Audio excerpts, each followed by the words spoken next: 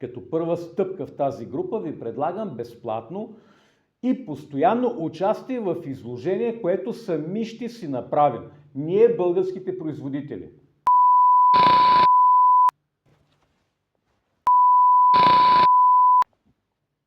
От опит мога да споделя, че всеки контакт или поне повечето един ден се осребряват.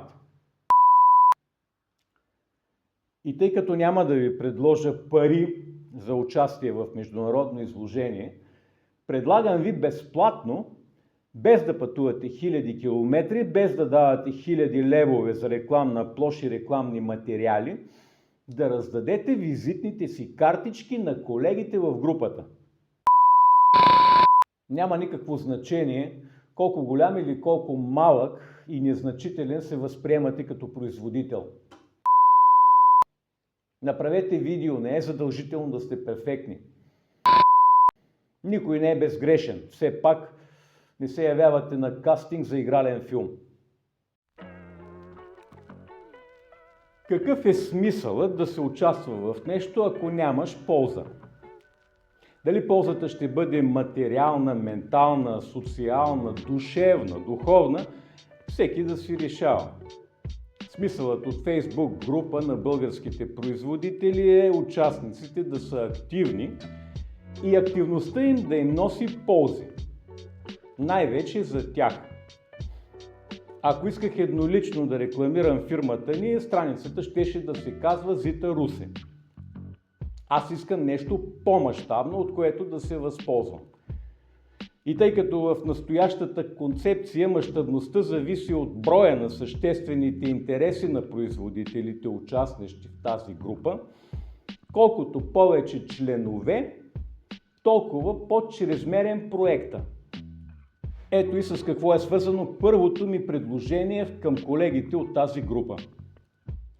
Хората от по-старата генерация, като мен, приходили в частното предприемачество в първите години на прехода, началото на 90-те, си спомнят, че един от най-важните бизнес атрибути беше визитникът. Най-често смачкан футляр, не знам дали точната дума е футляр, но беше бележник пълен с хартийки, на които бяха изписани имена и номера на стационарни телефони и факсове. Нито бяха лъскави, нито бяха цветни даже. Нямаше смартфони, нямаше електронни бележници, нямаше мобилни оператори, нямаше таблети и лаптопи, нямаше корпоративни сайтове и онлайн форуми. Многото визитки означаваха много контакти, което пък значеше много отворени врати.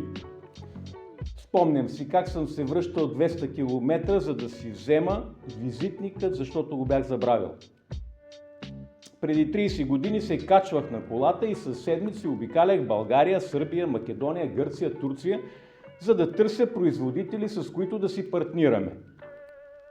Производители на пластмасови и каучукови изделия, на опаковъчни материали, на скрепителни елементи, на различни видове суровини и материали. Преди 30 години най-големият бизнес форум в България, където се срещахме на едно място всички български, а и не само български производители, беше Пловдивския панаир. Това беше място, където лично се срещаха колеги, партньори и конкуренти. Показваше се продукция, черпеха се идеи, правеха се представяне на иновативни технологии, големите правеха големи щандове, малките малки, други само гледаха, разменяха визитки и вземаха каталози, но най-важното беше, че там се контактуваше. Там се обменяше информация лично.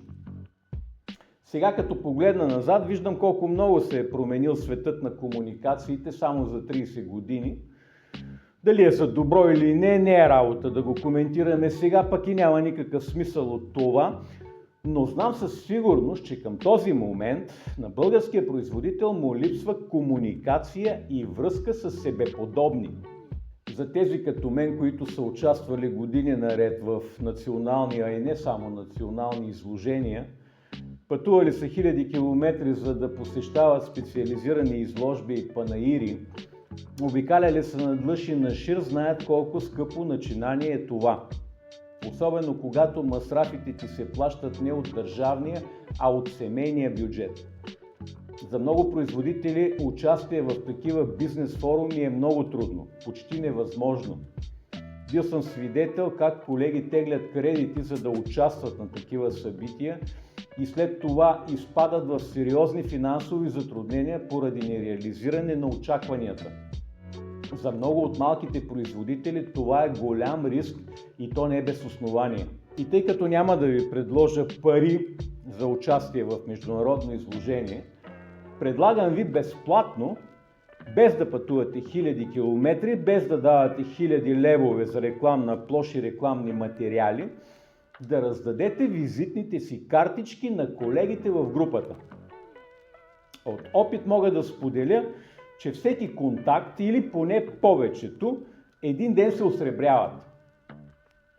Сега през призмата на времето, гледайки рекламните ни филми, записвани и правени преди 20 години, рекламните ни материали, слоганите, а и цялото ни представяне, колко наивно изглежда, носталгично се усмихвам, но пък всяко наше начинание и действие тогава е изигравало своя смисъл и значение за времето, в което е било предназначено. Няма никакво значение колко голям или колко малък и незначителен се възприемате като производител. Важно е да възприемате и да споделяте идеята. И най-големия, и най-малкия работят и зависят от и за някой. И в един момент този някой може да се окажете точно вие. Това пак го знам от опит. Превъзмогнете притесненията, срама, срамежливостта, неудобството, липсата на самочувствие и се представете. Кои сте, какво произвеждате и всичко, което искате да се знае за вас от колегите в тази група. Направете видео, не е задължително да сте перфектни. Никой не е безгрешен, все пак не се явявате на кастинг за игрален филм. Не всички сме фотогенични, метафорични, естетични, футуристични или артистични, но можем да бъдем натурални. 9. Не бъркайте артистичността и професионализма с интелигентност. Не бъркайте и фотогеничността с посредственост. Все пак ние сме производители, не сме филмови звезди. Нямотията и упоритостта ни научиха да бъдем гъвкави и креативни. Който не се е научил, му предстои. Бъдете естествени. Когато се срещате с клиент или колега, той вижда вас, не лустросана реклама на красива блондинка с 35 думи в речника, изглеждаща обаче сексапилно. Изпадам в ужас, когато гледам и слушам колко лъжи се изсипват в рекламните блокове по националните ни и други телевизии и на какво изпитание е подложена интелигентността и умствената развитост към познание от зрителя. Мисля, че на всеки вече му писна от това. Може и да напишете публикация, но пак от опит знам, че видеообращението дава много по-добри резултати. Все пак това е във ваш интерес. За съжаление, хората отвикнаха да четат. Лично аз обещавам, че ще прочета всичко публикувано и качено в групата български производители.